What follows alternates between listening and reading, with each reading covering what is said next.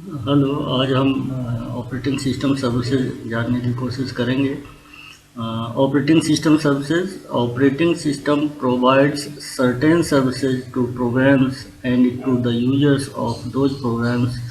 The service, the specific services provided though varies from one operating system to another, but there are some common services that we should consider.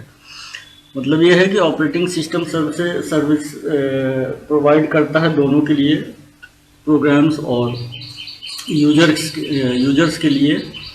और यद्यपि ये services very करते हैं और एक operating system से दूसरे operating system ये सर्विसेज वेरी करते हैं, लेकिन कुछ कॉमन सर्विसेज हैं जो कि हमें जानना जरूरी है। फर्स्ट है program execution. The operating system must be able to load a program into memory for its execution. The program must be able to end its execution either normally or abnormally. Simple ये है कि जैसे आप लोग पढ़ चुके हैं, पहले प्रोग्राम बनाए भी हुए हैं, बना के एग्जीक्यूट भी कराए हैं आप लोग। तो प्रोग्राम एग्जीक्यूट होने के लिए क्या ज़रूरी है आपको? सबसे पहले आपने सिंपली आप तो जैसे एग्जीक्यूट कराना है तो एग्जीक्यूट का कमांड दिया या रन दिया और आपको एग्जीक्यूट होने लगता है। लेकिन बैकग्राउंड में क्या होता है, एक्चुअली क्या है कि जो भी प्रोग्राम आप एग्जीक्यूट कराने जा रहे हैं वो प्रोग्राम तभी एग्जीक्यूट होगा जब वो मेमोरी में होगा। तो मेमोरी में लोड करने का काम किसका है? ये एक सर्विस है। कौन सी? ऑपरेटिंग सिस्टम की सर्विस है जो कि प्रोग्राम को मेमोरी में लोड करेगा और फिर मेमोरी से सीपीयू जो है 1 by 1 इंस्ट्रक्शंस फेच करेगा। फेच करने के बाद फिर उसका एग्जीक्यूशन शुरू हो जाता है। ये है एक्चुअली। तो इसका मतलब क्या है? सिंपल ये है कि ऑपरेटिंग सिस्टम कैपेबल होना चाहिए किसी भी प्रोग्राम को मेमोरी में लोड करने के लिए। अगर लोड नहीं कर पा रहा है, जाहिर है कि वो प्रोग्राम एग्जीक्यूट नहीं हो पाएगा। या सिंपल भाषा में आप ये कह सकते हैं कि जिस भी प्रोग्राम को आपको एग्जीक्यूट कराना है वो प्रोग्राम सबसे पहले कहाँ पर होना चाहिए? मेन मेमोरी में होना चाहिए। तो मेन मेमोरी में आप डायरेक्टली तो इंटरेक्ट कर नहीं पा रहे मेमोरी से, तो कौन करेगा? तो मेमोरी में लोड करने का काम कौन करेगा? Operating system. नेक्स्ट है input output operations. A running program may require I/O operations that may involve a file or I/O device. For specific devices, special function may be desired, such as rewind a tape drive or blank the screen on a CRT. Since a user program cannot execute I/O operations directly, the operating system must provide some means to do I/O। जैसे हमने अभी जब बताया आपको कि आप directly memory से interact नहीं कर सकते, तो इसी तरह से ये है कि directly user I/O operation perform नहीं कर सकता, या I/O इनपुट आउटपुट की जो सर्विसेज है वो डायरेक्टली नहीं ले सकता। वो सर्विस कौन प्रोवाइड करेगा? ऑपरेटिंग सिस्टम प्रोवाइड करेगा। तो जैसे कोई भी फाइल इनपुट आउटपुट ऑपरेशन का फाइल के थ्रू भी हो सकता है, इनपुट आउटपुट डिवाइसेस के थ्रू भी हो सकता है। फाइल के थ्रू का मतलब यह है कि किसी भी पर्टिकुलर फाइल को रीड करना या फाइल से इनपुट लेना या फाइल में आउटपुट देना। तो ये सारे का सारा सर्विस कौन प्रोवाइड करता है? ये प्रोवाइड करेगा ऑपरेटिंग सिस्टम ही। नेक्स्ट है file system manipulation. The file system is of particular interest. It should be obvious that programs need to read and write files. Just अभी जैसे बताया कि फाइल के थ्रू हम इनपुट भी दे सकते हैं, आउटपुट भी ले सकते हैं। इनपुट आउटपुट डिवाइस के थ्रू भी इनपुट और आउटपुट ले सकते हैं, लेकिन किसके द्वारा, किसके थ्रू? कोई ना कोई माध्यम होगा। ऑपरेटिंग सिस्टम के जो सर्विसेज हैं उन सर्विसेज का यूज करके हम इनपुट आउटपुट ऑपरेशन परफॉर्म कर सकते हैं। वही एक एग्जाम्पल हमने फाइल का लिया था, वही यहाँ पर भी लिखा है। It should be obvious that programs need to read and write files. प्रोग्राम को आवश्यकता हो सकती है फाइल को रीड करना और राइट करना। They also need to create and delete files by name. Operating system provides some services to do so. मतलब ये है कि फाइल आपने क्रिएट किया, कैसे क्रिएट करेंगे, तो क्रिएट करने का भी क्या है, एक सर्विस है, कमांड है, उसके थ्रू, वो कमांड कहाँ पर है, ऑपरेटिंग सिस्टम में, उस कमांड का यूज करके आप फाइल को क्रिएट कर सकते हैं, सेव कर सकते हैं, और कोई फाइल एग्जिस्टिंग फाइल है उसको डिलीट कर सकते हैं। तो ये सारी की सारी क्या है, कमांड्स या इन सर्विसेज का यूज करके आप फाइल से रिलेटेड ऑपरेशंस परफॉर्म कर सकते हैं। नेक्स्ट है communication. There are many circumstances in which one process need to exchange information with another process. There are two major ways in which such communication can occur. Communication take place between processes executing on the same computer. Next, communication takes place between processes executing on different computer systems that are tied together by a computer network. Communications may be implemented by a shared memory or by the message passing technique, in which packets of the information are moved between processes by the operating system.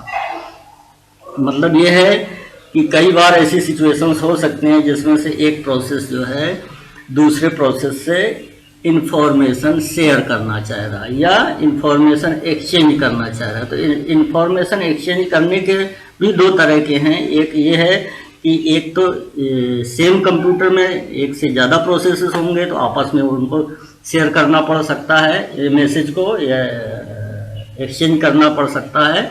और दूसरा ये है कि कई सारे computers हैं या दो कंप्यूटर्स हैं तो ज़्यादा डिफरेंट प्रोसेसेस हो गए, प्रोसेसर्स हो गए, तो उन प्रोसेसेस के बीच में आप communication takes place between processes executing on different computer system. तो उन प्रोसेसेस के बीच में आपस में इंफॉर्मेशन एक्सचेंज करना है तो उन दो कंप्यूटर्स को आपस में कनेक्ट होना चाहिए थ्रू कंप्यूटर नेटवर्क। कनेक्ट होंगे तभी आप एक सेम कंप्यूटर में हैं तो दो प्रोसेस आपस में एक दूसरे से कम्युनिकेट कर सकते हैं। लेकिन अगर डिफरेंट कंप्यूटर्स में है तो उन दो डिफरेंट कंप्यूटर्स को किसके थ्रू कनेक्ट होना चाहिए, कंप्यूटर नेटवर्क के थ्रू, तभी आप कम्युनिकेशन परफॉर्म कर पाएंगे। वो कम्युनिकेशन में be implemented by shared memory और बाय मतलब शेयर्ड मेमोरी में मतलब उसी मेमोरी का यूज करके, जहाँ मेमोरी में डाटा है तो उसी डाटा को प्रोसेस 1 यूज कर सकता है और उसी डाटा को प्रोसेस 2 भी यूज करता है, शेयर बाय शेयर्ड मेमोरी। और by message passing technique in which packets of the information are moved between processes by the operating system. Next, shared memory समझ में आ गया। मैसेज पासिंग टेक्निक जिसमें से पैकेट सेंड करते हैं, एक प्रोसेस दूसरे प्रोसेस को मैसेज सेंड करेगा या मैसेज किस फॉर्म में होगा, पैकेट्स के फॉर्म में होगा और वो पैकेट्स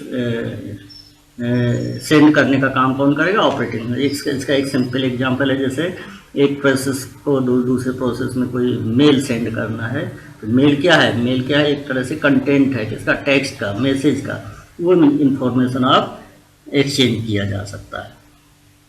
नेक्स्ट चलते हैं, नेक्स्ट सर्विस है accounting. It is related to the accounting of resources used by each user in a multi-user environment.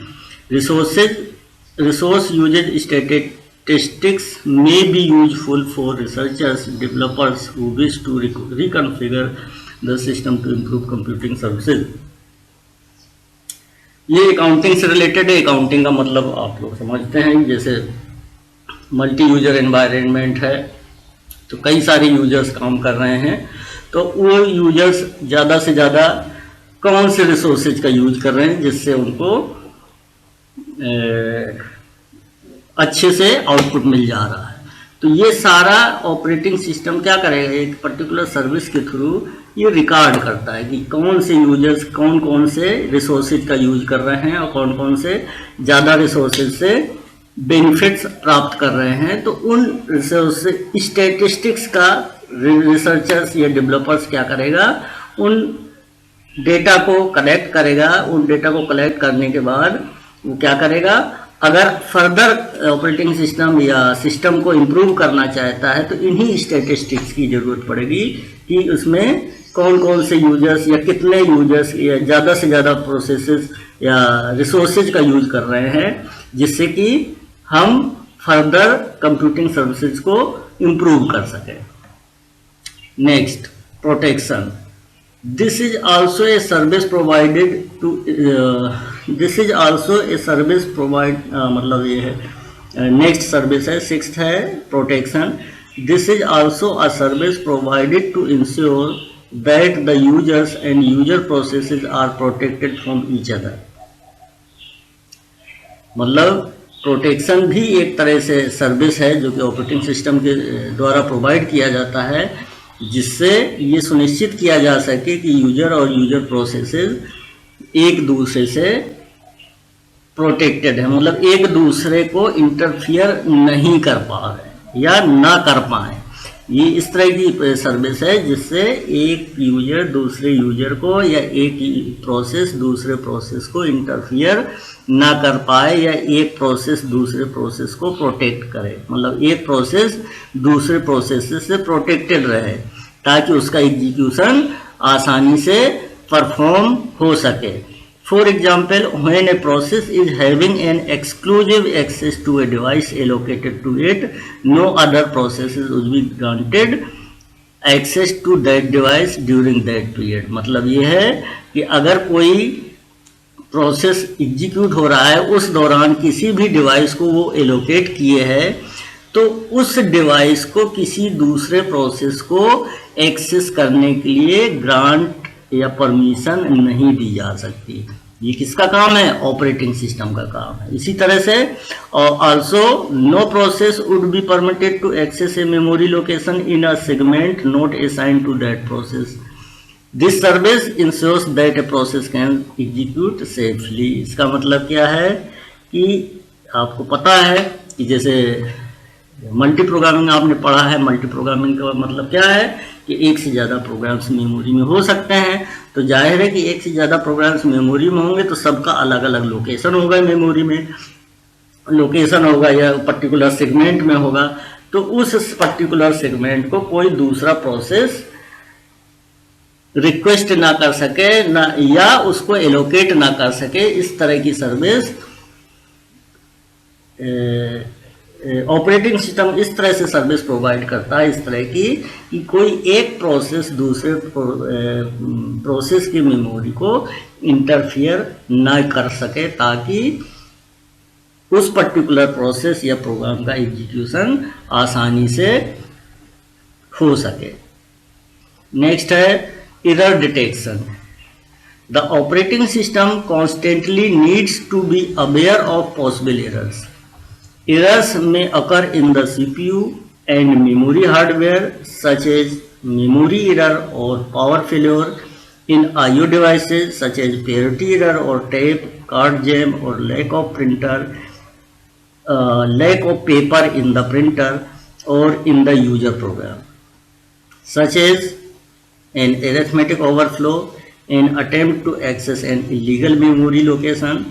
For each type of error, the operating system should take the appropriate action to ensure correct and consistent computing। मतलब ये है कि operating system को aware रहने की ज़रूरत है या ऑपरेटिंग सिस्टम को पॉसिबल जो एरर्स हो सकती हैं, एरर्स कौन कौन सी हो सकती हैं, वो उसको डिटेक्ट करने की जिम्मेदारी किसकी है? ऑपरेटिंग सिस्टम की, जिससे कि उस प्रॉब्लम्स को आसानी से रिमूव किया जा सके और फर्दर कंप्यूटिंग परफॉर्म किया जा सके। तो इसमें पॉसिबल एरर्स में कौन कौन से हो गए? जैसे CPU हो गया, मेमोरी एरर हो गया, इस memory hardware error such as memory error और power failure, I/O device error हो गई, जैसे कौन कौन से हुए? पेरिटी और टैप। और सबसे सिंपल एग्जाम्पल ये है I/O डिवाइसेज में I/O आउटपुट डिवाइस कौन सी है? प्रिंटर है। तो प्रिंटर में आप जनरली देखा होगा कौन सी एरर आती है? जैसे पेपर जैम एरर, ठीक है।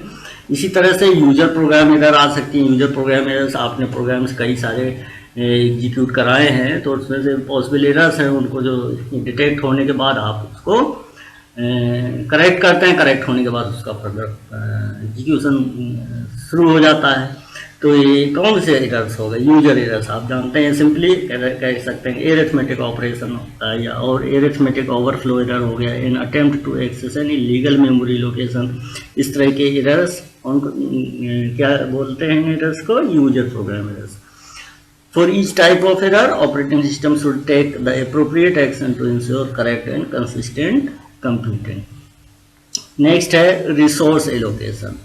Resource allocation, when there are multiple users or multiple jobs running at the same time, resources must be allocated to each of them. The operating system would decide on the allocation of the resources, like the CPU scheduling algorithm will determine the control of the CPU amongst the concurrent processes. Similarly, there will be routines for the allocation and deallocation of other resources like memory, IO devices, files, etc. Resource allocation, हम पहले भी आप लोगों को बता चुके हैं कि operating system acts as a memory resource manager, memory नहीं रिसोर्स मैनेजर, और resource allocator. Operating system acts as a resource allocator और रिसोर्स मैनेजर। तो पहले भी आप लोग जान चुके हैं कि रिसोर्स एलोकेटर का क्या मतलब है। तो यहाँ फिर से आपको दोबारा बताया जा रहा है कि क्या है। जैसे मल्टीपल यूजर्स है, या कह सकते हैं आप मल्टी प्रोग्रामिंग पढ़ चुके हैं। तो जो मल्टी प्रोग्राम, सिंपल भाषा में मल्टी प्रोग्रामिंग क्या है कि मल्टी प्रोग्रामिंग के थ्रू हम एक से ज़्यादा प्रोग्राम्स को या multiple programs at a time memory में रह सकते हैं, या एक से ज़्यादा प्रोग्राम्स मेन मेमोरी में रह सकते हैं। अब मेन मेमोरी में रह सकते हैं, तो जैसे अभी आपने पढ़ा प्रोग्राम एग्जीक्यूशन सर्विस में क्या पढ़ा कि प्रोग्राम तभी एग्जीक्यूट होगा जब मेन मेमोरी में होगा। तो जाहिर है जब मेन मेमोरी में कई सारे प्रोग्राम्स हैं, तो वो कई सारे प्रोग्राम्स को एग्जीक्यूट कराया जा सकता है। ठीक है, वो भी आपके लिए लगेगा कि एक साथ एग्जीक्यूट हो रहे हैं। तो जब एक साथ मेमोरी, जब एक साथ एक से ज़्यादा प्रोग्राम्स एग्जीक्यूट हो रहे हैं, इसका मतलब क्या है?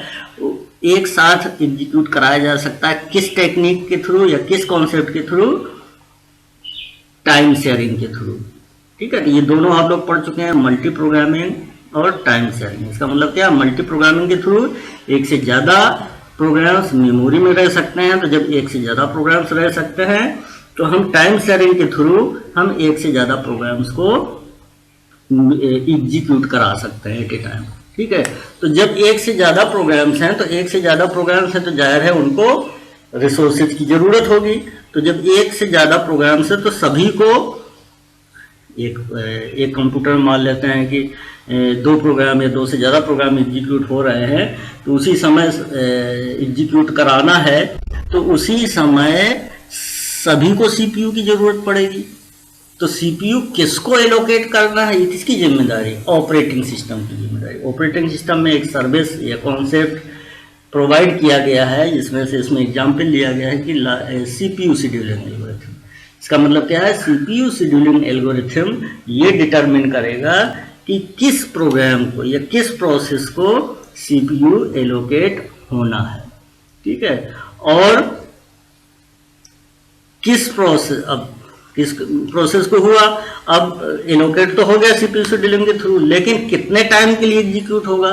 तो चूंकि आपको ऐसा लगता है कि कई सारे हमारे सारे के सारे programs at a time execute हो रहे हैं, तो उसके लिए क्या है? टाइम शेयरिंग के थ्रू एक टाइम स्लाइस एलोकेट कर दिया जाता है कि इस पर्टिकुलर टाइम स्लाइस के लिए, इस पर्टिकुलर प्रोसेस के लिए सीपीयू एलोकेट किया गया है।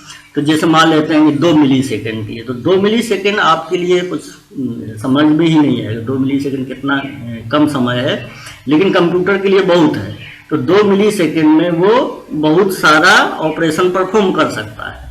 तो चूंकि कंप्यूटर की स्पीड इतनी ज़्यादा होती है, इसलिए कई सारे प्रोग्राम्स लगता है या कई सारे यूजर्स को लगता है कि हमारे प्रोग्राम्स एक साथ एग्जीक्यूट हो रहे हैं। तो जाहिर है कि अब आपको समझ में आ गया होगा कि क्या है कि ऑपरेटिंग सिस्टम में जो सर्विस प्रोवाइड की गई है सीपीयू शेड्यूलिंग, उसके थ्रू हम सीपीयू को किसी भी प्रोसेस को एलोकेट कर सकते हैं और फिर कुछ समय बाद किसी दूसरे प्रोसेस को, फिर तीसरे प्रोसेस को, फिर पहले प्रोसेस को, इस तरह से हर एक निश्चित समय के बाद।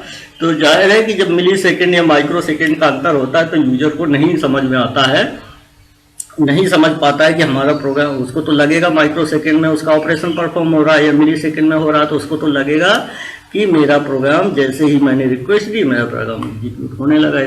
इसी तरह से सभी को लगेगा, क्योंकि उस एनवायरनमेंट में, मल्टी यूजर एनवायरनमेंट में सभी प्रोग्राम्स लगभग एक ही समय में एग्जीक्यूट हो रहे होते हैं।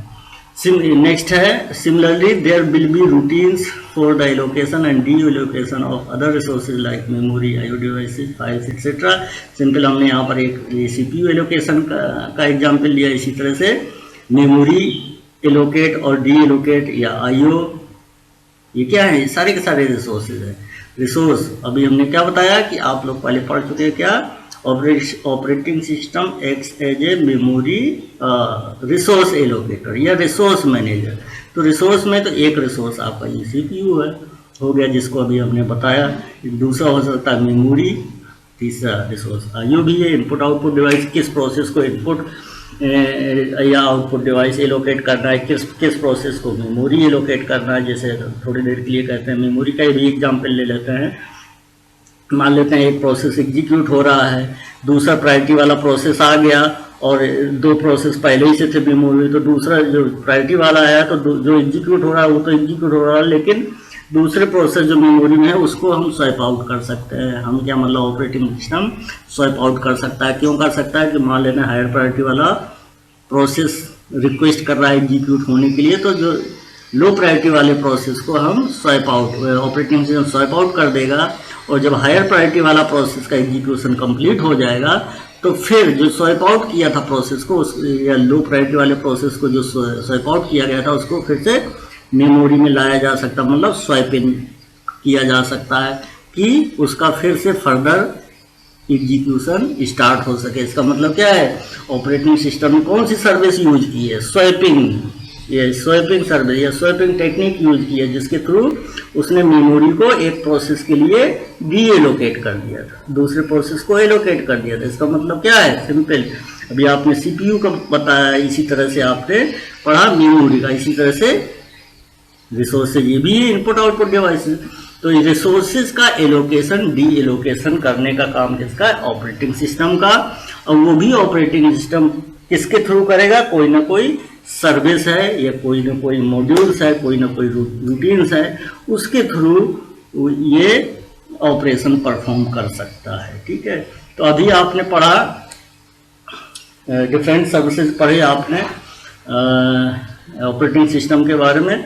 तो हम एक लाइन में ये कह सकते हैं कि ऑपरेटिंग सिस्टम जो है वो दोनों को सर्विस प्रोवाइड करता है, किसको, यूजर को भी और प्रोग्राम को प्रोवाइड करता है, जिससे कि प्रोग्राम को क्या करता है, एक तरह से एनवायरनमेंट प्रोवाइड करता है जिसके थ्रू उसका एग्जीक्यूशन हो जाता है। दूसरा यूजर को सर्विस प्रोवाइड करता है जिसके थ्रू वो अपने प्रोग्राम्स आसानी से एग्जीक्यूट करा सकता है। ठीक है, तो ये हो गया आपके ऑपरेटिंग सिस्टम सर्विसेज।